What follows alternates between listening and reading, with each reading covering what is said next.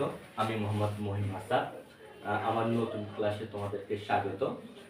আমি আজকে নবম এবং দশম শ্রেণীর গণিতে ইংলিশ বিষয় নিয়ে কথা বলবো। আজকে আমাদের আলোচনার বিষয় ট্যাগ কোশ্চেন। চলো বন্ধুরা, আমরা ট্যাগ কোশ্চেন নিয়ে আলোচনা করি। রুলস নাম্বার 1, ইম্পারেটিভ সেন্টেন্সের ক্ষেত্রে আদেশ, অনুরোধ, নিষেধ ইত্যাদি মুড অনুসারে ট্যাগ কোশ্চেন করতে হয়।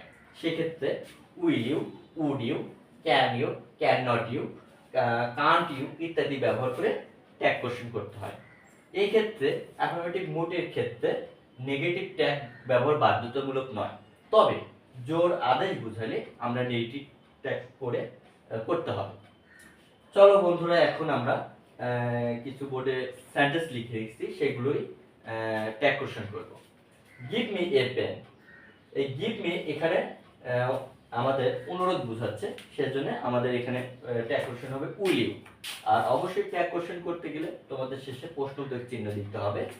আর নেগেটিভ ট্যাগ কোশ্চেন করতে গেলে অবশ্যই কমার ব্যবহার করতে হবে।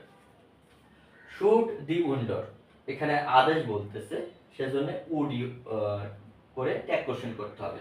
ওয়েট হিয়ার এ মোমেন্ট, এখানেও আমরা আমাদের আদেশ করা হচ্ছে, এর জন্য ক্যান ইউ হবে। শুড আপ, এখানে ক্যান নট হবে, কারণ এই এখানে মূল অপারেটর ছিল না, এই ক্যান্ট বসবে, এর সাথে আমাদের সংক্ষিপ্ত রূপ সবসময় ট্যাগ কোশ্চেন করতে বসে।